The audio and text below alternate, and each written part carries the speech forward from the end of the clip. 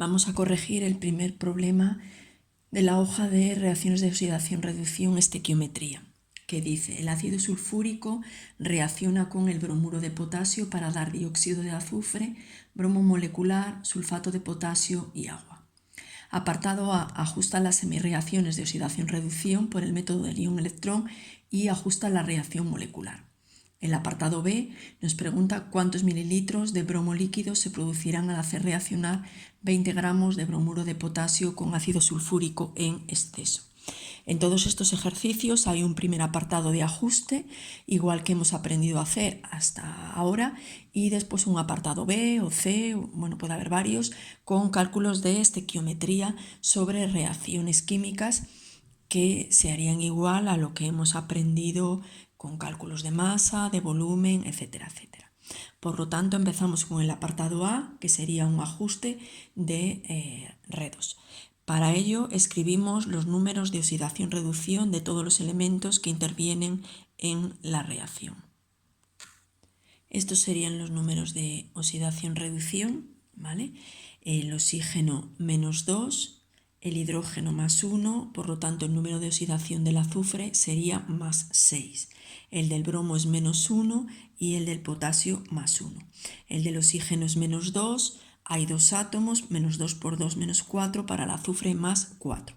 El bromo en estado libre sería 0 y del sulfato de potasio los números de oxidación del oxígeno y del azufre se mantienen del ácido sulfúrico, por lo tanto sería -2 y +6. Y el del potasio, que es un alcalino, +1. Y en el agua, oxígeno -2, hidrógeno +1. Observamos que elementos cambian su número de oxidación, que serían el azufre, que pasa de +6 a +4, disminuye su número de oxidación, por lo tanto se reduce. Y el potasio pasa de -1, el bromo pasa de -1 a 0, aumenta su número de oxidación, por lo tanto se oxida. Pasamos a escribir la ecuación iónica. El ácido sulfúrico se disociaría en 2 protones y el anión sulfato, la sal, bromuro de potasio, en el catión potasio y el anión bromuro. El dióxido de azufre es un óxido de un compuesto covalente, por lo tanto no cambia su número de oxidación. El bromo, molécula covalente, tampoco. El sulfato de potasio es una sal, sí que se disocia en el catión potasio y el anión sulfato, dos cationes potasio, y el agua covalente, que no se disocia. Pasamos con cada uno de esos iones y con los datos que teníamos de qué elementos cambiaban, escribimos las dos semireacciones. Tendríamos aquí las dos semireacciones y empezaríamos a ajustar. Empezamos a ajustar átomos de azufre, 1 y 1, bromo 1 y 2, por lo tanto necesitamos aquí un 2 para ajustar átomos de bromo. Pasamos a ajustar átomos de oxígeno. Estamos en medio ácido porque tenemos el ácido sulfúrico, por lo tanto este ajuste de átomos de oxígeno corresponde a un ajuste en medio ácido. Tenemos en la primera semireacción 4 oxígenos y 2 oxígenos, por lo tanto tenemos que sumar agua donde hay defecto, que serían 2 de agua. Y estos 4 hidrógenos que hemos incorporado aquí los tenemos que ajustar con 4 protones. Y ya estarían ajustados los átomos. En la segunda semireacción no hay ningún átomo de oxígeno, por lo tanto no tenemos que ajustar átomos de oxígeno. Pasamos, tercer paso, a ajustar cargas. En la primera semireacción tenemos 4 positivas y 2 negativas, que darían 2 positivas. Y aquí hay 0, por lo tanto para igualar 2 positivos con 0 tendríamos que sumar aquí 2 electrones. Y con eso quedarían ajustadas las cargas. Y en la segunda semireacción, aquí tenemos 2 negativos y hay 0. Para igualar la carga necesitaríamos aquí 2 electrones. Con eso tendríamos ajustadas las 2 semireacciones. Para obtener la ecuación global ajustada tenemos que igualar el número de electrones, que en este caso son 2 electrones y 2 electrones, están ya iguales, por lo tanto pasamos a sumar las 2 semireacciones. Esta sería la suma de las 2 semireacciones Y pasaríamos a simplificar, que en este caso solamente podemos simplificar el número de electrones de las dos semirreacciones. Y lo que nos queda sería la ecuación iónica ajustada. La ecuación iónica ajustada sería esta: 4 protones, 1 del anión sulfato, 2 bromuros, 1 de dióxido de azufre, 2 de agua y 1 de bromo. Y con eso pasaríamos a ajustar la ecuación molecular.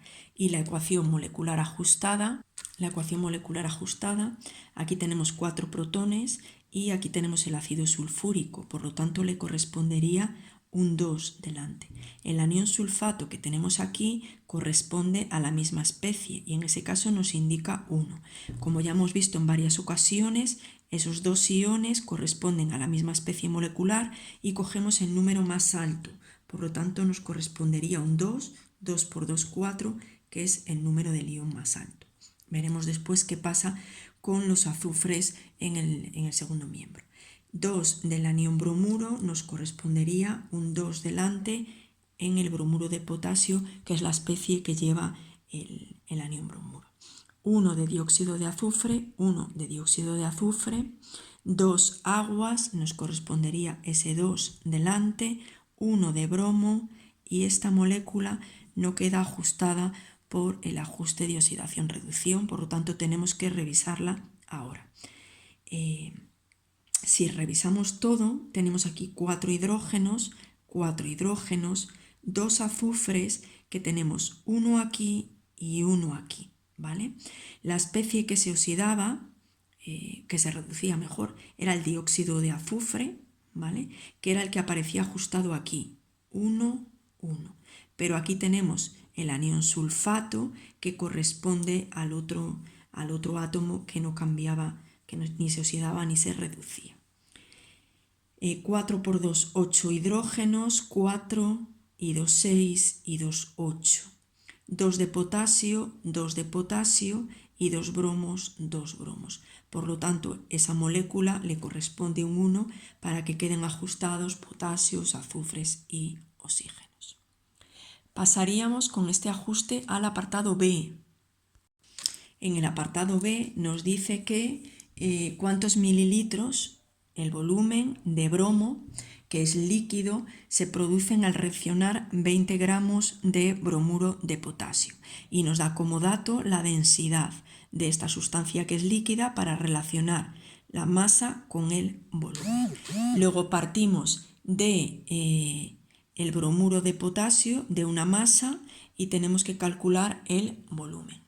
Tendríamos que hacer varios factores de conversión. El primer paso correspondería a calcular los moles, puesto que todos los cálculos estequiométricos los hacemos a través de moles. Por lo tanto, como tenemos 20 gramos de bromuro de potasio, para calcular sus moles podríamos hacerlo por la fórmula del número de moles igual a masa partido masa molar, o simplemente a partir del dato de la masa molar, que lo tenemos aquí, eso nos indica que 119 gramos es la masa de un mol. ¿Vale? Entonces eso lo podemos escribir en este factor de conversión, y aquí habríamos calculado ya los moles que reaccionan de bromuro de potasio. Si tenemos ya los moles de bromuro de potasio, el ajuste nos dice que 2 moles de bromuro de potasio producen un mol de bromo. Por lo tanto, podemos ya relacionar con otro factor de conversión esas dos relaciones en moles, que lo tendríamos aquí. Como ya tenemos los moles de bromo que se producen, necesitamos calcular el volumen. Y el volumen lo podemos calcular a partir de la densidad que relaciona masa partido volumen. Por lo tanto, el primer cálculo que podemos hacer es, a partir de los moles de bromo, calcular su masa. ¿Con qué? Con la masa molar. Y la masa molar del bromo sería 159,8 gramos por mol, es decir, 159,8 gramos es la masa de un mol. Así habríamos calculado ya la masa de bromo. Como tenemos la densidad, 2,8 gramos de bromo ocupan un volumen de 1 mililitro. Si colocamos ese factor de conversión, tendríamos así ya el volumen de bromo en mililitros. Este factor de conversión lo podríamos hacer también por la fórmula de la densidad. Densidad igual a masa partido volumen, que en este caso es de una sustancia líquida, por lo tanto sería masa de bromo y volumen de bromo. El resultado será 4,8 mililitros de bromo es el volumen que se producirá. Y ahí tenemos ya resuelto el apartado B.